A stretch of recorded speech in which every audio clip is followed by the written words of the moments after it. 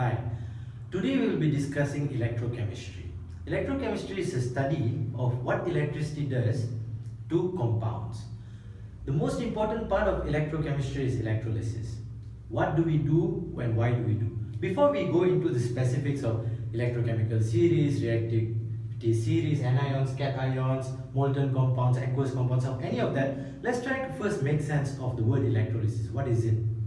Okay, electrolysis is made out of two words, which is electricity and lysis. Alright? Lysis means breaking. So what do we do? By passing electricity, we break compounds and send them back into their atomic or standard states. So why do we need to do this? That's the most important question. Okay. Say for example, an aluminium foil like this. Aluminium is never found in nature in this pure form. Alright? Every time we mine for aluminium or the bauxite ore, the aluminium ore, it's often attached to something else such as oxygen. Alright? And we cannot use this aluminium for making aeroplane bodies, car bodies, or aluminium foil like this. It just doesn't have any of those aluminium's metallic properties. So what do we have to do in order to separate this is by passing a field of electricity. Alright. First step that we will do is melt the aluminium. Why? The aluminium ore. Why do we do this? Is because the aluminium ore is stuck in a particular arrangement or we call lattice. Right? So by heating it, these ions are now loose and they are free to move.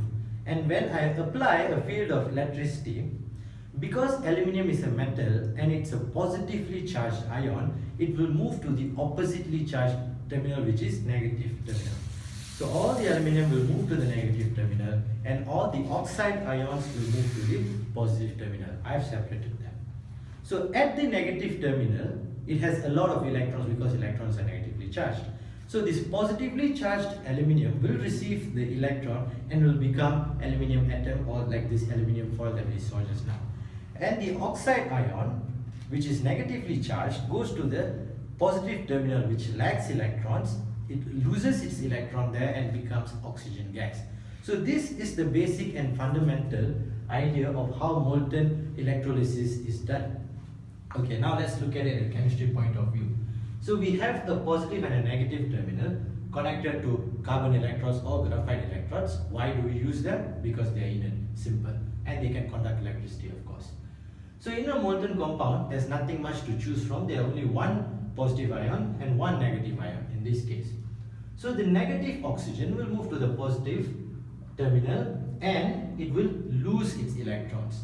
That is what we are showing in this equation here. Okay, aluminium on the other hand will accept electrons and become aluminium atom. So this is simple. If you are to look at it at a mathematical point of view, aluminium is positive 3. Electrons are negatively charged, so we are accepting 3 electrons. So plus 3 minus 3, you get a 0. That is what an atom is supposed to be. An atom is neutral and it's not supposed to have a charge. Similarly for oxygen, you have 2 oxygen with 2 negative charges, so that's a 4 minus 2 times 2 negative, 1 negative 4, sorry. And here you are adding with 4 electrons. So in the end you get an oxygen which is also charges 0. So that is the whole point. That is how we make sense of this equation. And we know when it's accepting electron, it's called reduction. When it's losing electron, it's called oxidation. Alright. So this is the first step. This is the simpler one. Now, it becomes a bit more complicated when you start introducing water into it. Because in certain aluminium oxide is not soluble in water, so we don't have any problem with that. We just melt it. But certain compounds like this, copper sulfate, it is soluble in water. The moment you dissolve it in water, now you have an extra ion or extra pair, which is hydrogen ion and hydroxide ion. Where do they come from? Water itself can break and form these 2 ions. Alright. So now you have 2 ions to choose from both sides. Cations, hydrogen and copper, anions, hydroxide and sulfate ion. So when we have these 4 ions, and you can only discharge 1 ion at a time at the terminal. So what do we do? This is where the electrochemical series will come into play. Alright. So how do we memorize this? There are many ways on the internet. You can Google, or when you come here to Ignus Education, we will give you the shortcuts. But for now, the concept is the lower the ion, that is the one that will be chosen for discharge. So in this case, we are comparing hydrogen ion and copper ion. Because copper is lower, it is selectively discharged. Why does this happen? Okay, all the ions, they like the way they are. They want to be ions, atom most of the time, because ions are more stable.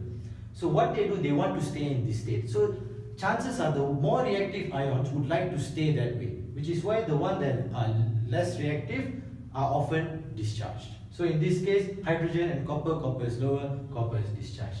Similarly, hydroxide and sulfate ions, we have two to choose from. Hydroxide is lower, it gets discharged, sulfate stays the same. In this case, hydrogen stays the same. So when we look at the equation, copper, like we saw just now, it is the same exact concept, is positive 2 because it has positive 2, and we want to send it back to 0, which is why we have to give it 2 electrons, and we know every electron is negatively charged.